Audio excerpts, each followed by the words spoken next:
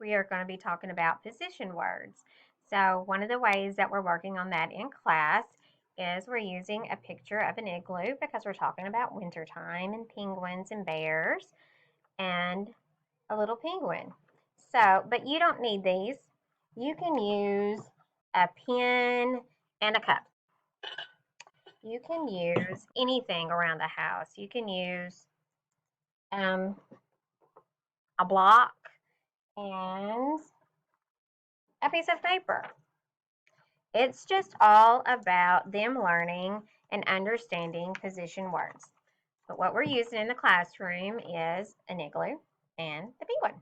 So we are talking about where is the penguin? If the penguin is standing right here, where is he?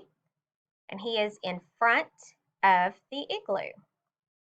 If we put the penguin right here, where is the penguin? He is on top of the igloo or above the igloo. Where is Mr. Penguin? He is standing next to the igloo or outside of the igloo. Where is Mr. Penguin?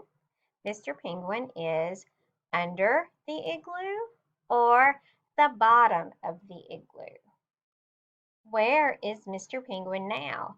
Mr. Penguin is inside of the igloo, or if you turn it around, you can say he is behind the igloo.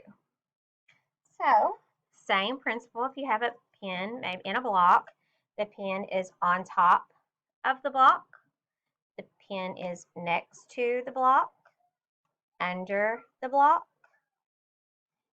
inside of the block.